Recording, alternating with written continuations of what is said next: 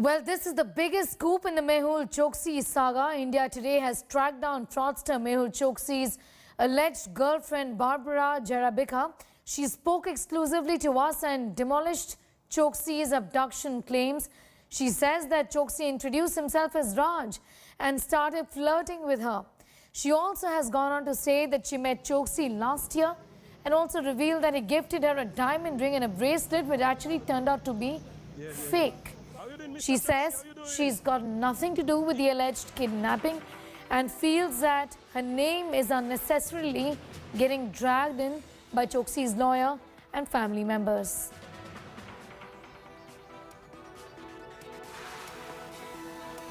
Barbara, let's begin with your relationship with Mr. Choksi.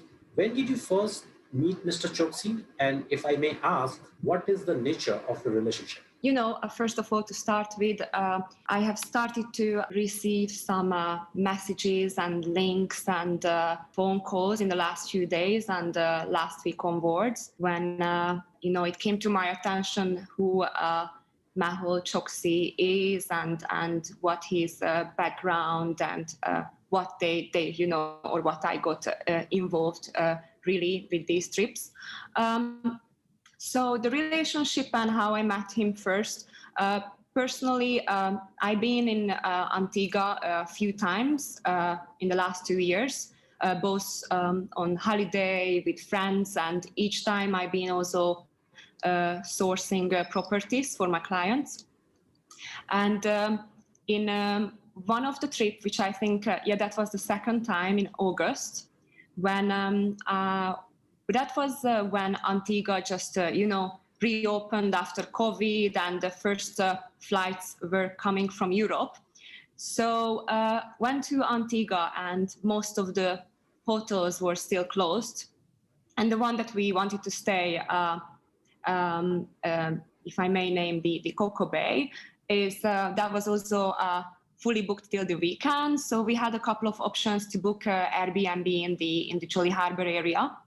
And booked Airbnb for a few days, in that time, partly like I viewed some properties as well in the area and other parts of Antigua. And we also, because there's not much to do in the harbor in that actually small island, so we also went around with my friend on boat trips, zip line and other activities.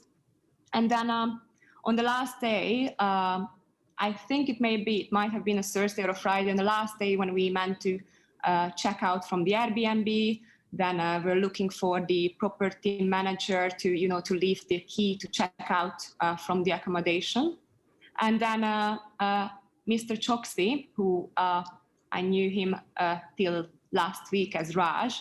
So Raj was walking there, and he very confidently he offered that we can leave the apartment open or give him the key. Don't worry about it, because he's like a person in charge there or shareholder there in that harbor island, which is like a smaller island inside Jolly Harbor.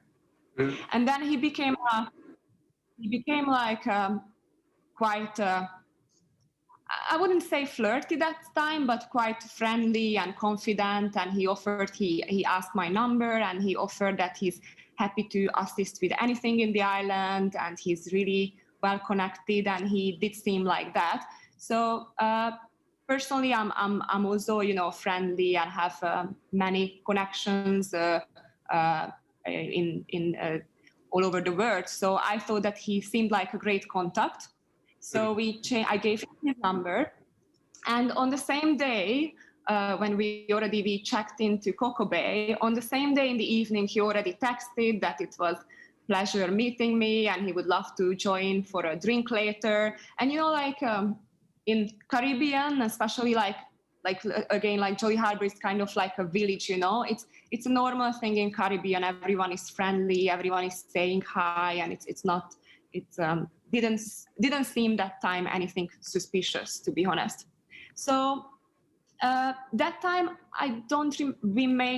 he joined. I think we only met one more time or twice, but didn't get any closer than that. Then I came back to Europe, And he constantly, like every few weeks, he texted, and he also asked if I can bring any investor for lands or properties or yacht or anything. Then he has the right connections on the Caribbean side. So that time, yeah. Okay, all right. And then now we're moving to, I think, like half a year or 8 months later, so in April. So he was keep texting. Majority of the year was, here in Europe as well, was under lockdown and COVID and so on. So again, when we had the opportunity to travel back, then I went back, and then this time, like our friendship become, closer. So first it was like a weekly basis texts, then it become like more and more regular. So then what happened is that he offered me first, he said that we can do a jewelry business, because he said that he retired and he's been a big jeweler. And he said he has still good sources in Italy, and he works with someone. Anyway, I don't want to name it from another country. He has like digital people that we can, through social media, sell jewelries. And he said that he can. He said I can make really good money, and he can settle me very, very well in my country and so on. But I told him that this is not really my background, and I don't think I can commit to, to a different pathway. So after this onwards, then he started to, later on, he told me about the property business opportunities, which I will come to that soon.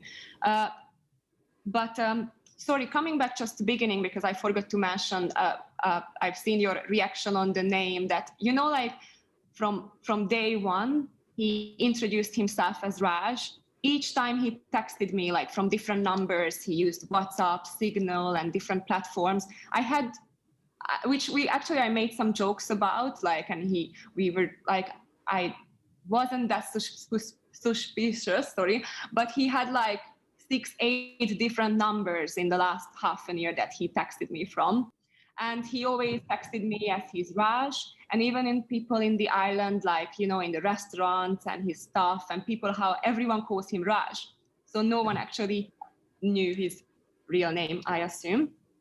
And then, coming back to April. So our friendship became like closer. I must say he's a very smart person, and I really liked his personality. He seems like a very smart person I can learn from. And he started to like me. And I think, in April, he gave me, he said it was a diamond. He gave me a diamond bracelet. And more and more he started to, became like daily messages, then 3 times a day. Then he told me that he likes me a lot, and I'm his soulmate, and he was keep asking me. Well, he started to ask me to be based in the island, and he said that he can support in any way, and I should have my second home in Antigua. So we, as you probably know, and we had like coffee meeting, we had evening walks, we had dinner. Even twice, like in May, he came to my apartment as well. But I always wanted to keep, the relationship like friendship and business relationship. He was many times offering me, when I came back in May as well, he was keep asking me every day if he can book my hotel and my flight ticket and so on. But I always rejected, because I knew that there will be some expectations, and then he will maybe misunderstand, the relationship. So we stayed this way. The things a bit, I have to say, things kind of fastened up in May, because again, he was keep asking me, and we had kind of a much, like, and I'm laughing on this, if I would be an agent or kidnapper, right? I've been thinking of this the last 2 days, and it sounds ridiculous. I could have had hundreds of opportunities to let's call it that way, kidnap him when we're having evening walk, when it's quiet, when we driving around the island, and so on and so on and so on. So first of all, my question or point is, why would I do that in the daytime, in the busiest time of the day, in the Jolly Harbor, in the busiest area, 4 5 p.m. when all people are, walking home from the beach, families are there, people sitting in the balcony. That's really like the busiest time of the day and busiest area. So that's one point I don't understand. Second point I don't understand, if I'm an agent or spy or whatever, people or media calls me, why would I do that under my real name? Even my mom, she knew, like I had a video call and my mom was on the call. I've been so many times in the island and it's just, again, doesn't make sense. Why would I do it under my own name on my own apartment in the daytime, the busiest time of the day? That's one thing, right? Another thing which is really makes me laugh, because I read yesterday that he's saying that the Antigua police, 8-10 Antiguan people and police were watching him and kidnapped him and tortured him, right? But on the other hand, he said that, I want to go back to Antigua because I feel safe there. So there's just so many crazy stories that it doesn't make sense. Let's now encapsulate all the claims made by PNB scam accused alleged girlfriend. These are the revelations. Revelation number 1, she claims that Choksi introduced himself as Raj to her. Revelation number 2, Choksi approached Barbara last year. Revelation number 3, Choksi became friendly, started flirting. She's also said that Choksi gifted her rings and bracelets. That's revelation number 4. Revelation number 5, Barbara is also saying that diamonds in the ring and bracelet gifted to her were actually fake. Revelation number 6, while Choksi's lawyer claims that Barbara was part of the abduction plan, she categorically denies it. Revelation number 7, she's also said that her name is being dragged by Choksi's lawyer family unnecessarily. She's also not sure if Mehul Choksi himself is making these allegations.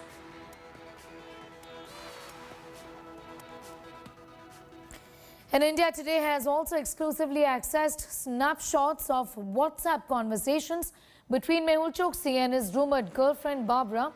In these chats, Choksi is seen wooing her. He says he can never be upset with her and that it's love at first sight for him.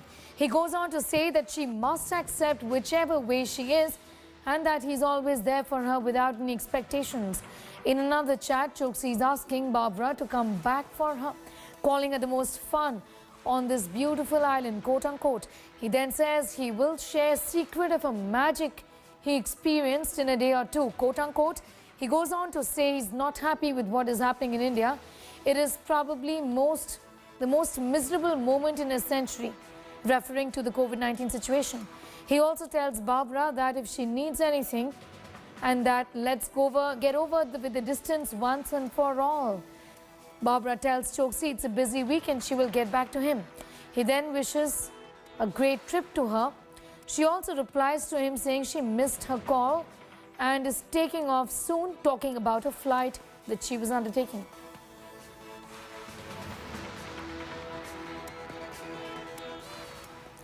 Meanwhile, Choksi has lodged an official complaint with the police in Antigua and said he was abducted and beaten up mercilessly by 8 to 10 men who claimed to be from the Antiguan police force. Here's more. She and her girlfriend or boyfriend had taken a house very near to our house in August of last year, from 2nd August to 7th of August. And at that time, when my husband would go for a walk, they or she would join like a normal walking thing. And other people also knew her because the walkers know each other. Choksi's family has been repeatedly claiming threat to his life. So that there was always this fear that there is a threat to his life. Tell me, if you want to abduct someone and you want them to stand trial and face justice, do you need to torture them? Choksi has now been remanded to a hospital in Dominica. India Today confronted the fugitive, but he did not respond. How you doing, Mr. Choksi? How you doing? India Today, how are you? The diamantaire has been repeatedly claiming that he is now an Antiguan citizen. But the Dominican Prime Minister does not agree. The matter with this Indian citizen is before the courts. The court will decide what happens to the gentleman, and we allow the court process to go through. And I do not like to get involved by making statements publicly on this matter. And was Choksi indeed a victim of an abduction plot, or is there more to this Dominican mystery than meets the eye? With Arvind Ojha and Nalini Sharma from Delhi and Carlyle No Baptiste from Dominica, Bureau Report, India Today.